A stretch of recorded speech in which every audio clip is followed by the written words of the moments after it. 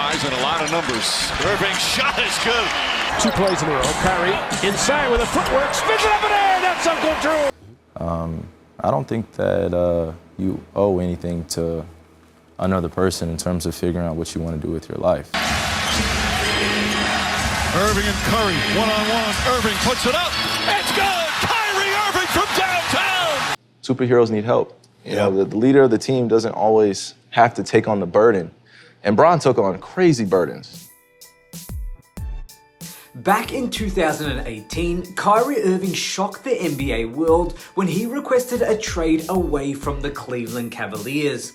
At the time, the Cavs had one of the league's best duos with Kyrie and LeBron James, fresh off a string of NBA Finals appearances, including winning a championship together in 2016. So why would Kyrie leave a team that was so successful? Well, when Kyrie was asked about whether he let LeBron know about his trade request, his response was simple: "Why would I have to?" This short answer gave fans and analysts the impression that there was tension between the two stars, despite their success on the court.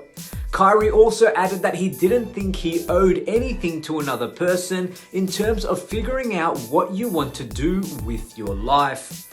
Did you speak to LeBron James or talk to LeBron James before you and your representatives met with ownership and let them know that you wanted out?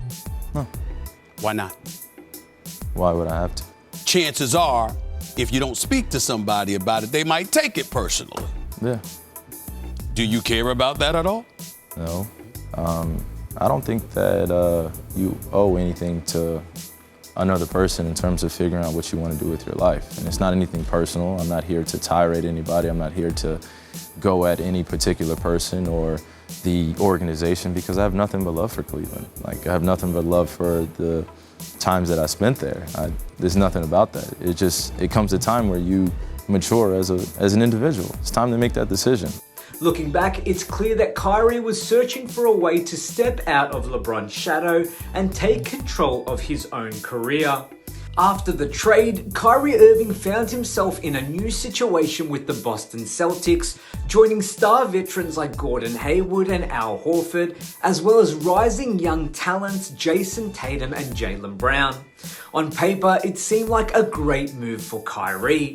He was going to be the centerpiece of a talented team that had just made the Eastern Conference Finals.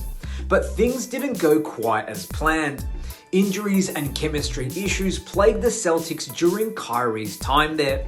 In fact, during the 2018 playoffs, Kyrie didn't even play, and the Celtics still made it to the Eastern Conference Finals without him. When he was healthy, it seemed like the chemistry just wasn't right. Despite the talent, Boston couldn't get over the hump.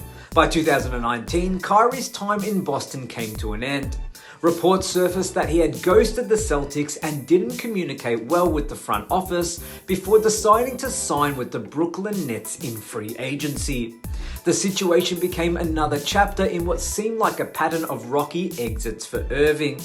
Fast forward a few years and Kyrie Irving seems to have matured and reflected on his past decisions.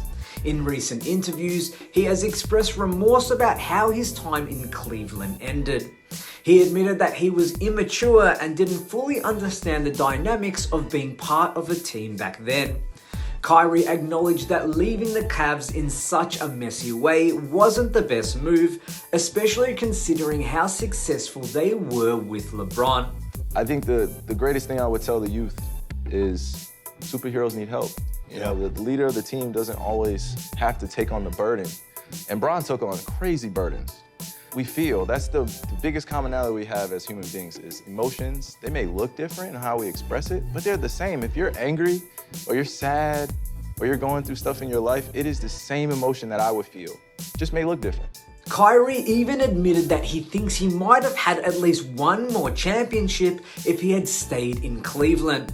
I definitely feel like if I was in the same maturity level I am now and understanding who I am, and I look back on that time then, we definitely would have won more championships together, because there would have been a better man-to-man understanding about what I'm going through. I didn't know how to share my emotions. I didn't know how to, I didn't know how to do that. So instead of sharing, I isolated myself. And I just started pouring myself more into the game of basketball. And I had one of my better seasons, but I wasn't connecting with everybody as much during our championship year. So in 2017, it was a different year for us. Yeah. So when we went against Golden State, we went against a great team.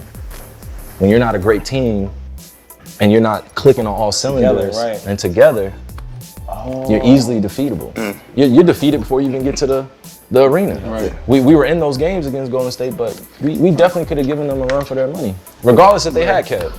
Now, that might be a bit of a stretch, considering the Golden State Warriors were still a powerhouse during that time, but it does show that Kyrie has reflected on what he could have been if things have played out differently. In recent years, especially since joining the Dallas Mavericks, Kyrie has shown signs of personal growth. He's stayed out of the negative headlines and has been praised for his character development. It seems like Kyrie has matured both on and off the court, learning from the experiences that ultimately shaped his career.